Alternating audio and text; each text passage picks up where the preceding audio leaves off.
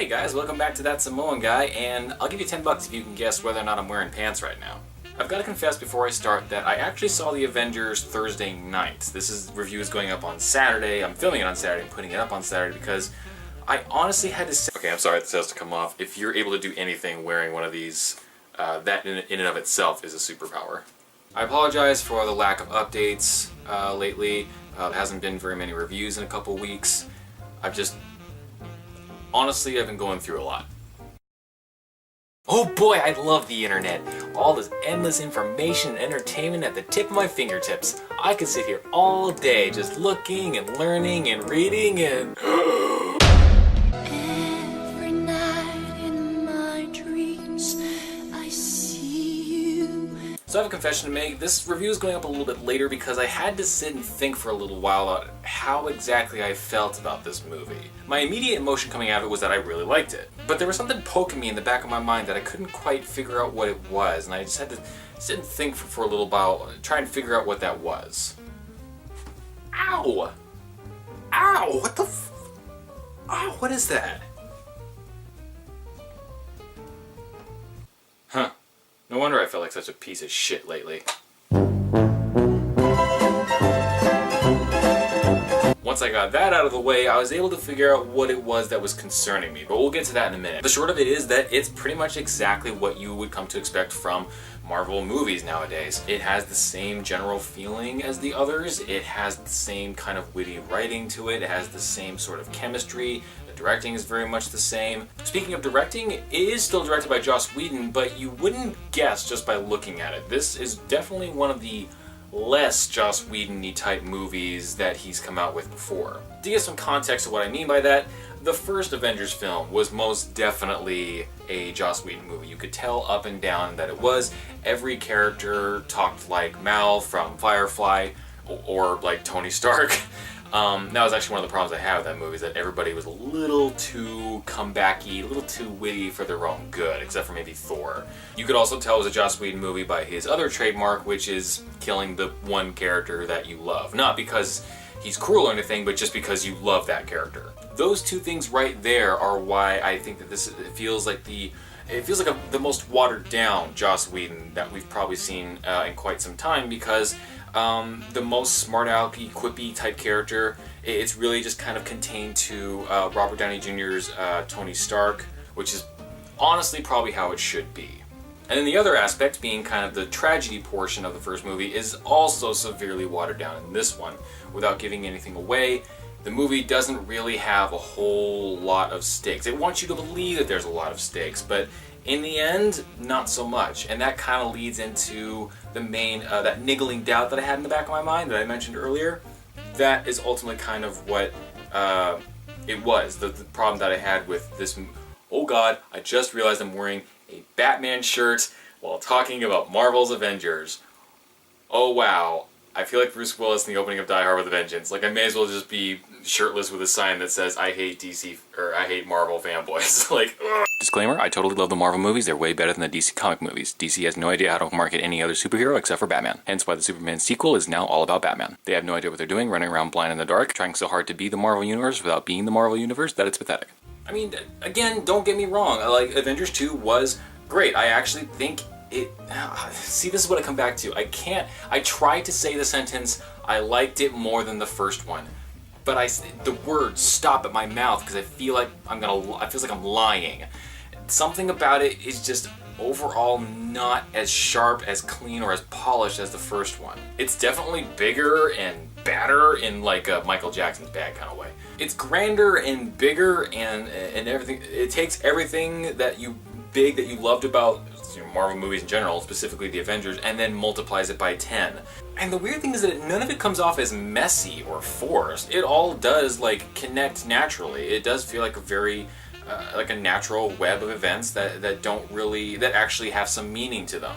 I loved James Spader as Ultron. Holy crap, he practically stole the show for me. I liked having a consistent villain as opposed to having low-key running bitch forms for some alien race that I've never heard of before that shows up in the last 10 minutes of the movie. And the cronies in this movie were Tony Stark's creations, which had some kind of like a subtext, lower meaning to it. James Spader's Ultron is kind of this weird hybrid between Tony Stark and like his own weird naive kind of view of very serious things. But that's also kind of the problem with him too. He falls under that. I'm not going to give away like his plan or what the scheme of the movie is, but you know he's trying to take over and destroy the world or whatever. But he falls under the emo Final Fantasy stereotype of, oh, to save the world I have to destroy it, because that makes so much sense. Just buy a Linkin Park album, for crying out loud. Like, get over yourself, seriously. So why am I holding back? Why am I so hesitant to say that this is better than the first movie? And now we come back full circle to that little doubt that I had in my mind. I wanted this movie to be darker.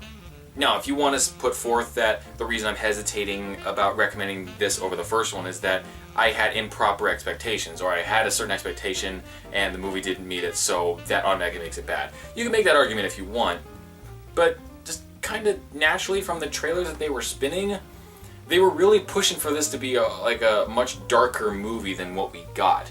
And typically speaking, when you're going like in like a trilogy pattern, three movies in a series, you typically want the second one, not always, but typically you want the second one to be the most hardcore, the darkest, where the most shit goes down and you just take your heroes' faces and just rub them in the dirt and then spit on them afterwards. It's supposed to be a rough ride. And you can't tell me that that's not what they were doing with the trailers for this movie. I mean, look at the imagery that they were showing all over the trailers and advertising the movie. They were selling this as being like a really dark, oh, shit hits the fan kind of movie. But then you sit down and watch it, and then 2 hours and 20 minutes later, you're kind of like, well, everything turned out okay, I guess. You don't really feel like anything's terribly at stake, or that the stakes have been raised for future movies, really. It kind of feels like going through the motions. Technically speaking, the first movie was more tragic than the second one because of Agent Coulson's death in the first one. Some more positive aspects were Jeremy Renner. He really got to shine this time. Both me and Jeremy Renner himself were really disappointed that he spent 3/4 of the first movie brainwashed and not really getting much to do. He basically just became a crony until the last action sequence. And this time we actually got to see him taking an active role in the movie, and it gave him an opportunity to act and to grow the character a lot more. If there's one thing that this movie most definitely does better than the first one, it's building the relationships. Relationship-wise, there's more at risk there in terms of between Bruce Banner and Natasha, and between Banner and Robert Downey. Did you see what I just did? I just referred to Robert Downey Jr. as Tony Stark because I can't f***ing tell the difference between the two. But see, their emotional stakes don't have much to do with the stakes of the plot. They're basically happening completely independent of each other. Whether or not Banner and Natasha get together has absolutely nothing to do with Ultron's plot. Ultron's schemes are not putting any weight on their relationship whatsoever. It's almost like two different movies are happening. Not quite, it's a little severe, but you need to weave them a little bit better. The first movie did a much better job of doing that. In fact, that was kind of the whole reason of Agent Coulson dying, both from the writer's standpoint and from the actual context of the movie, from the character's point of view. Him dying took their personal relationships and the plot of the movie and wove it together. That doesn't happen in this movie.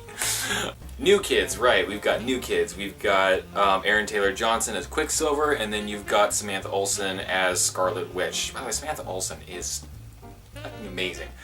She's one of my new favorite actors. But yeah, they're the new kids. They are referred to as the Enhanced, because in Marvel you can't say the word mutant. I guess really the only other sort of negative thing that I had to say about the movie is that a lot happens without being explained. And it's getting to the point now with Marvel movies how they're all interwoven and they're all connecting to each other in some way, shape, or form, that I could not tell if the things that were not being explained were a result of either they never explained it in the movie, or it was explained in some other TV show, comic book, web series, whatever, that I didn't do the homework on, so I wasn't properly prepared for the test. Like, are we honestly getting to that point now, or have we been at this point for a while, and I'm just now noticing that things can happen in, like, side series, web series, comic books, whatever, like, that coincide with the movie that I just am not privy to. I have to do the research in order to be caught up on the movie. Like, I looked it up later. The opening action scene of the movie was not set up. Not that it necessarily needed to, but it just kind of caught me as a little rushed. So I just went and looked at it just to kind of see if there was more. And as it turns out, there's events that happen in the Agents of S.H.I.E.L.D. show that explain how they got to where they got to when Avengers 2 starts. I should not have to see that. That's what caused. That was the little that caused the shadow of doubt. Then through the rest of the movie, like, I thought back, like, what if Ultron has like 5 different bodies that just keep showing up over and over again? And I can't help but think to myself, like, did they just never explain that in the movie, or did they explain that in Agents of S.H.I.E.L.D. or Agent Carter? And because I didn't watch it, I'm now missing out on the movie. Oh, and I'm sure the comments section for this will be more than happy to correct me on anything that I might have missed, but it doesn't excuse bad screenwriting, mistakes in screenwriting. So yeah, all things said, it's Avengers 2. It's an Avengers movie, full and foremost. If you're on the Marvel train like with everybody else, there's no reason to get off at this point, because it's definitely one of the better ones. Just be forewarned, that's not exactly what they were selling on. Just go into it honestly, exactly how you have been with all the previous Marvel movies, and you'll be fine. Also, they added the credit sequence at the beginning part of the credits, so you don't have to sit through the entire thing now. That's been my review. Thank you all for watching. I'll be back next week with more. Until then, am I wearing pants or not? What did you decide on that? Am I wearing pants right now?